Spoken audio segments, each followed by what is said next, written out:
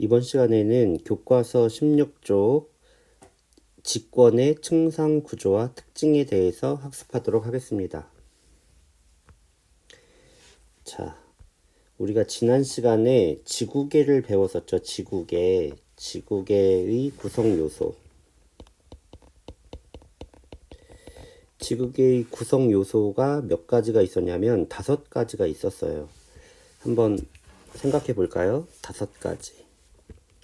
먼저 대기를 이루고 있는 곳 기권, 그리고 물을 이루고 있는 곳 수권, 그리고 땅 지권, 그리고 생물들이 사는 곳, 그리고 지구 밖의 우주. 자, 지구계는 이렇게 5가지의 요소로 구성되어 있는데 이 중에 이 직권에 대해서 우리는 이제 학습하게 되는 것입니다. 그렇다면 여기 직권 말고 기권, 수권, 생물권, 외권 있죠. 이런 것들도 이제 앞으로 우리가 중학교 3학년 내내 각각 배우게 됩니다. 기권도 나중에 배울 거고, 수권도 이제 나중에 배울 거고, 생물권은 생물 시간에 이제 배우게 되고, 외권도 나중에 중학교 3학년 되면 배우게 될 것입니다. 이번 시간에는 우리가 지구계의 구성 요소 중에서 이 직권에 대해서 배우는 것입니다. 자, 직권의 층상 구조와 특징, 여기서 이 층은 뭘까요? 1층, 2층 이런 층입니다. 이렇게 1층, 2층, 3층, 4층 이렇게 층 모양으로 된 모양.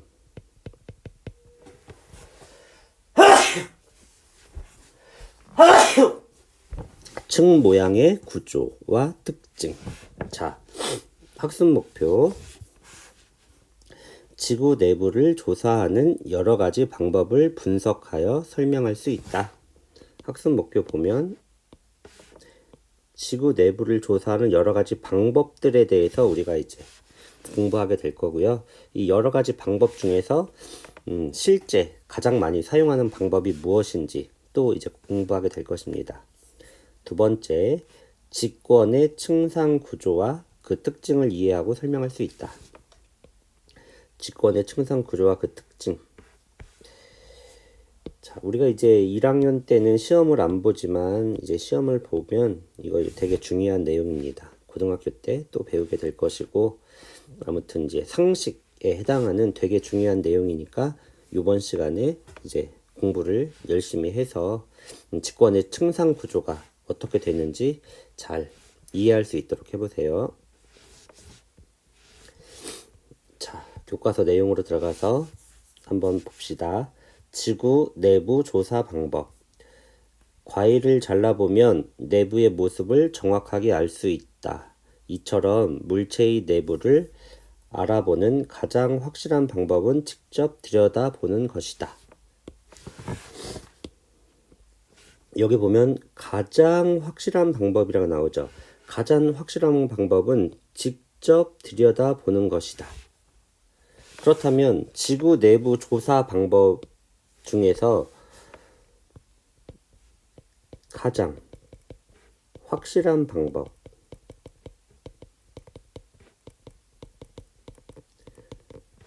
가장 확실한 방법이 뭔가 있겠죠. 가장 확실한 방법은 직접 들여다보는 것이다. 직접 땅을 파보는 것이에요. 직접 땅을 파보는 것을 우리는 시추라고 합니다. 시추, 땅 파서 보는 것.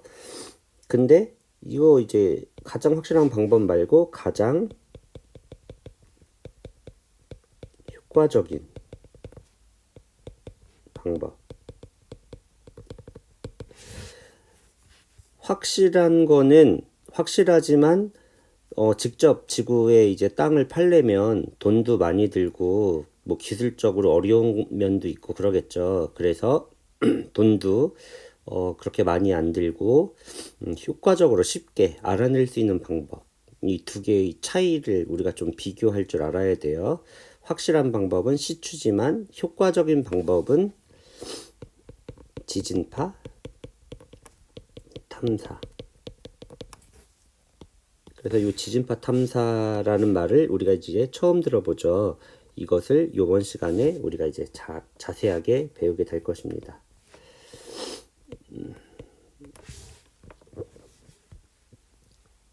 자, 둘째 줄. 그런데 물체의 속을 직접 들여다 볼 수 없을 때도 있다. 이 경우에 우리는 그림 2와 같이 여러 가지 간접적인 방법을 이용한다. 그러니까 이 지진파 탐사도 마찬가지로 간접적인 방법에 해당돼요. 이 가장 효과적인 요 방법인 지진파 탐사도 간접적인 방법이 됩니다. 예를 들어 공항에서는 가방 속에 무엇이 있는지 알아내기 위해 X선을 이용하여 가방 내부를 검사한다. 또 병원에서는 몸속의 상태를 검사하기 위해 자기공명장치 MRI 장치를 이용하고 엄마 뱃속의 태아를 관찰하기 위해 초음파를 이용한다. 우리가 일상생활에서 X선을 이용하는 것, 그리고 MRI 우리가 이제 심하게 다치거나 하면 MRI로 이제 촬영을 하죠. 그 다음에 초음파 뭐 이런 것들이 바로 간접적인 내부를 알아보는 방법에 해당합니다. 이거 말고도 또 다양하게 많이 있습니다. 자, 다음 페이지로 가면 자, 해보기 먼저 볼까요? 해보기. 지구 내부는 어떻게 알아낼 수 있을까? 목표. 지구 내부 탐사 방법을 분석하여 가장 효과적인 방법을 찾을 수 있다. 아까 말했죠. 가장 효과적인 방법. 가장 효과적인 방법과 우리는 비교해서 알아둬야 될 게 뭐냐면 가장 확실한 방법. 가장 확실한 방법은 직접 파보는 것이라고 했습니다. 이게 바로 이제 시추예요, 시추. 가장 효과적인 방법은 이제 경제적인 것, 돈, 그리고 기술, 그리고 시간, 뭐 이런 것들을 다 고려해서 가장 효과적인 방법 무엇인지. 자, 밑에 이제 세 가지의 경우가 나와 있는데 첫 번째 방법은 시추입니다. 시추. 이게 땅을 파보는 거예요. 이거 뭐 석유 같은 거 우리 팔 때 이렇게 파는 거 영화 같은 데서 많이 봤을 거예요. 이렇게 파내는 겁니다. 동그랗게. 그리고 화산 불출물 조사. 화산이 터질 때 땅 속에 있는 용암이 밖으로 나오죠. 그 나온 것들을 조사하는 겁니다. 그리고 지진파 연구. 지진파는 지진이 발생했을 때 그 지진파는 P파, S파.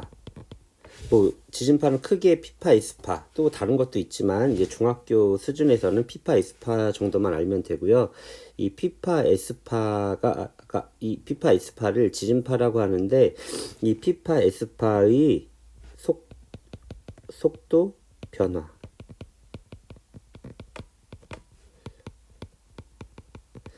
P파, S파의 속도 변화를 분석하는 것을 지진파 연구라고 합니다. 속도가 갑자기 변하면 그때 땅 속에 물질이 변했다는 것을 우리가 알 수 있기 때문에 이 지진파의 속도를 연구하는 것, 그것을 지진파 연구라고 합니다. 이 지진파 연구가 바로 가장 효과적인 방법이에요.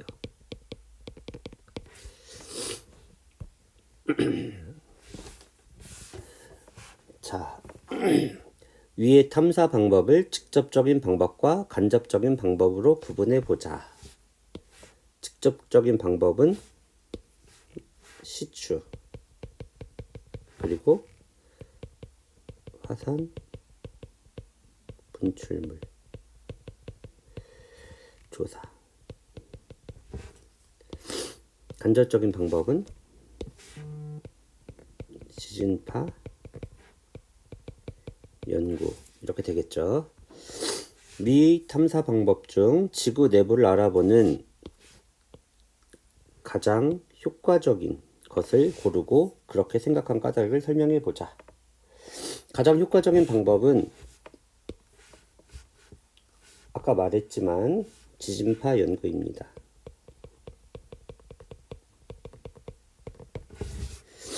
지진파 연구는 왜 가장 효과적이냐면 지진파 연구는 지진파가 모든 방향으로 전파되고 그리고 지구 내부를 통과해서 다시 도달한 그 지진파를 연구하면 무엇을 연구하냐면 속도의 차이, 속도의 이제 변화를 연구하면 지구 내부가 무엇으로 되어 있는지 이제 알아낼 수가 있습니다. 그러니까 땅을 굳이 파고 들어갈 필요가 없다는 거죠. 자, 교과서 내용을 한번 볼까요? 지구 내부를 알아보는 가장 확실한 방법은 땅을 파고 들어가서 확인하는 것이다. 자, 여기에서 가장 확실한 방법. 땅을 파고 들어가서 확인하는 것. 그러나 지구는 깊이 들어갈수록 온도 압력이 높아지기 때문에 직접 파고 들어가는데 한계가 있다. 또 화산이 폭발할 때 나오는 화산 불춘물을 조사하는 방법이 있는데 이 방법으로 지구 전체의 내부를 알아낼 수 없다. 이 때문에 과학자들은 뭐를 사용하냐면 지진파 연구, 운석 연구 등과 같은 방법으로 지구 내부를 연구한다. 손가락으로 수면을 살짝 치면 물결이 사방으로 퍼져나간다. 이와 마찬가지로 지구 내부에서도 암석이 힘을 받아서 끊어지면 그림 3과 같이 지진이 발생하고 그 진동이 지구 내부를 통과하여 전파되는데 이를 지진파라고 한다. 진동은 흔들림입니다. 흔들림. 한마디로 지진이죠, 지진. 땅이 흔들릴 때 우리 지진이 일어났다 이렇게 얘기하죠. 이렇게 진동이 지구 내부를 통과하여 전파되는데 이걸 지진파라고 해요. 지진파는 모든 방향으로 전파되므로 지구 내부를 통과하여 지표에 도달하는 지진파를 연구하면 지구 내부의 구조를 알아낼 수 있다. 요 마지막 요 내용이 요 까닭입니다. 요 까닭을 설명해 보자고 했죠. 이겁니다. 자, 여기 보면 여기서 이제 지진이 발생을 했을 때 이 사방으로 이렇게 진동이 전달되는 이 지진파, 이거를 연구하면 지구 내부를 알 수 있는데 어떻게 알 수 있냐? 지진파는 P파, S파가 있다고 그랬죠. 지진파의 속도 변화를 연구하는 것입니다.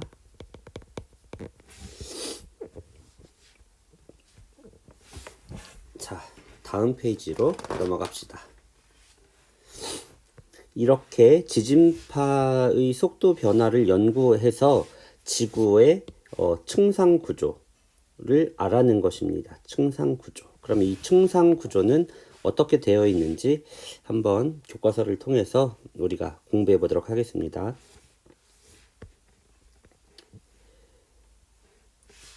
자, 첫째 줄. 과학자들은 지진파 연구를 통해 지구 내부에 3개의 경계면이 있다는 사실을 알아냈다. 지진파 연구로 3개의 경계면이 있다고 알아냈습니다. 3개의 경계면이 있으니까 몇 개로 나뉘어지냐면 4개로 나뉘어지죠. 즉 지구가 이렇게 있을 때 경계면을 몇 개를 그리냐면 3개를 그려봅시다. 3개. 하나, 둘, 셋. 3개를 그렸죠. 그러면 총 몇 개로 나뉘냐면 하나, 둘, 셋, 넷. 이렇게 4개의 층으로 나뉘는 것입니다. 자, 둘째 줄 보면 이 경계면을 기준으로 그림 4와 같이 지구 내부가 몇 개로 나뉘어지죠? 4개로 나뉘어지죠. 그래서 지각, 멘틀, 외핵, 내핵 이렇게 나뉘어집니다. 그래서 가장 바깥의 부분 여기를 지각이라고 하고 그 다음을 멘틀, 그 다음을 외핵, 가장 안에 있는데 여기를 내핵 이렇게 4가지 층으로 구분을 합니다. 자, 셋째 줄 지하 약 35km 부근에서는 지표 부근과 성질이 다른 물질이 나타나는데 이 경계면을 기준으로 위층을 지각, 아래층을 멘틀이라고 한다. 35km 부근, 위층을 지각, 아래층을 멘틀. 그래서 이 지각과 멘틀의 경계면을 모호로비치치 불연속면, 줄여서 모호면이라고 합니다. 그래서 이 그림에서 보면 첫 번째 여기를 바로 모호면이라고 하는 것입니다. 자, 모호로비치치가 누구냐면 옛날 유고슬라비아라는 나라가 있었는데 거기에 지진학자로 지진파를 이용하여 지각과 멘틀의 경계면을 최초로 발견한 사람 모호로비치치. 그래서 사람의 이름을 따서 모호로비치치 불연속면이라고 이렇게 한 거고 너무 기니까 줄여서 모호면이라고 합니다. 자, 지각은 어떤 특징이 있는지 한번 알아봅시다.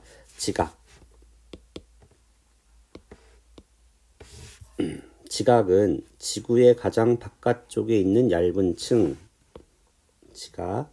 지구의 가장 바깥쪽에 있는 얇은 층, 대륙지각과 해양지각으로 구분한다. 대륙지각과 해양지각으로 구분을 합니다. 왜 그러냐면 성분이 다르기 때문에 그래요. 대륙지각은 화강암질 암석, 해양지각은 현무암질 암석, 두께도 달라요. 대륙지각은 두께가 약 35km, 그리고 해양지각은 약 5km, 얇죠. 그래서 시험에 잘 나오는 거거든요. 이게 시험을 안 보지만 중요하다는 말입니다. 그래서 요 밑에 그림을 보면 우리가 비교해 볼 수가 있어요. 대륙지각 두껍죠. 이렇게 두껍습니다. 여기가 35km 이렇게 된다는 거고요. 해양지각은 이렇게 얇습니다. 5km 이렇게 된다는 거예요. 성분도 달라요. 성분이 다르기 때문에 두께가 다르게 되는 것입니다. 자, 그래서 이 그림 중요한 그림입니다.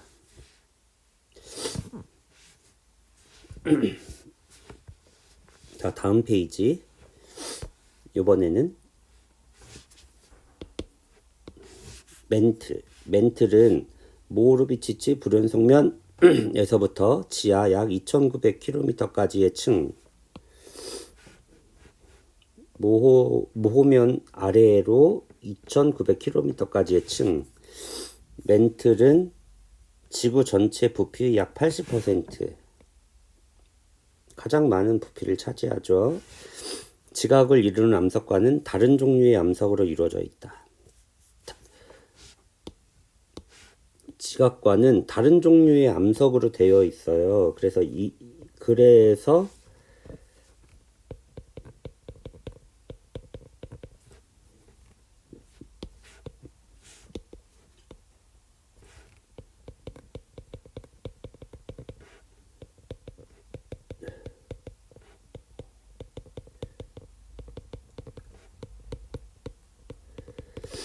지진파의 속도 변화가 일어나는 것입니다. 지진파의 속도 변화가 일어나기 때문에 다른 층이구나, 다른 종류의 암석으로 되어 있구나 이렇게 알아내는 것입니다.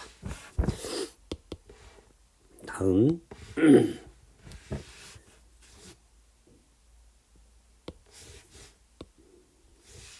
외핵.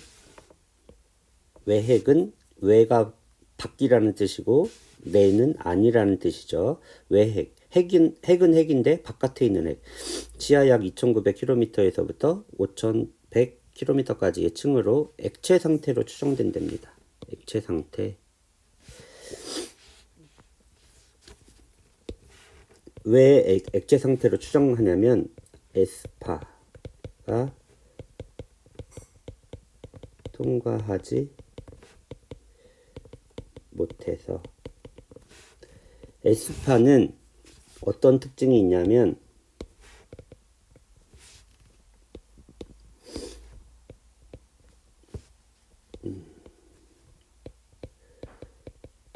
고체만 통과합니다. 에스파가 통과하지 못하니까 아 액체구나 이렇게 알 수 있는 것이고, 액체인 이유. 왜 외핵은 액체냐면 지구 내부로 갈수록 온도가 높아져서 암석이 녹음. 만약에 이제 외핵이 액체 상태인 이유를 서술하시오. 그럼 이렇게 이 내용을 써야 됩니다. 또는 외핵이 액체 상태임을 어떻게 알아냈는가 하면 에스파가 통과하지 못하기 때문이다. 이런 식으로 되게 중요한 내용이에요. 뭐 시험을 만약에 본다면 시험에 나오는 그런 중요한 내용입니다. 이것이. 다음 내핵. 내핵은 지하 5,100km부터 지구 중심까지의 층으로 고체 상태. 내핵은 고체 상태로 추정된다. 외핵과 내핵은 지각과 멘트를 이루는 물질보다 무거운 철과 니켈 등으로 이루어져 있다. 외핵과 내핵은 무거운 철과 니켈. 지구 중심 부분에 있기 때문에 밀도가 높은 무거운 철과 니켈. 그래서 중심에 위치하고 있다는 말입니다. 지구 내부로 갈수록 온도가 높아져서 암석이 녹아서 액체 상태인데, 그렇다면 내핵은 더 지구 내부기 때문에 온도가 더 높아지는데 왜 고체냐 하는 거죠. 액체가. 왜 그러냐면 온도가 높지만 압력이 더 높아져서 고체 상태입니다.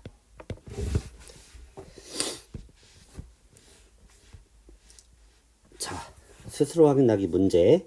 지각과 멘틀의 경계면을 무엇이라고 하는가? 네, 여러분들이 하기 바라고요. 2.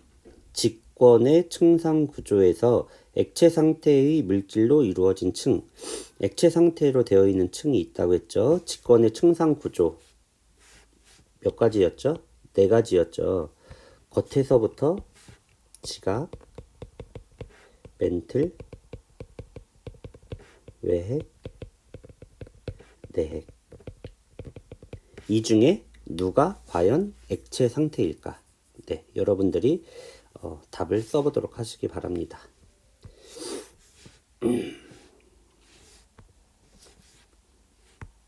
자, 직권의 층상 구조에서 무거운 철과 니켈. 무겁다는 말은 무거우면 가라앉죠. 이제 밀도가 커지면 가라앉는데, 그 이유는 밀도가 크기 때문인데 어디에 있나요? 중심으로 가라앉으니까 핵이 됩니다. 핵. 그래서 핵인데 외핵, 내핵.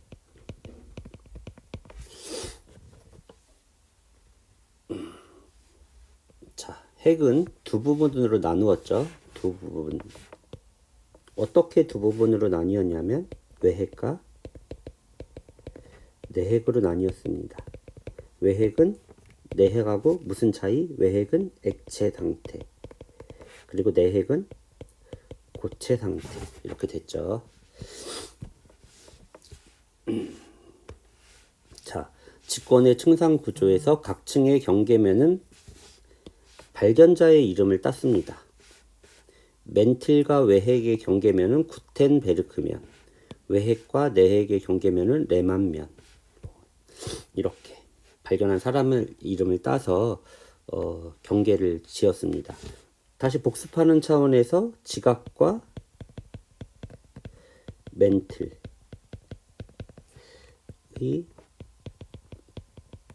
경계면은 뭐라고 그랬죠? 모호면. 그래서 경계면이 총 몇 개 있다? 3개.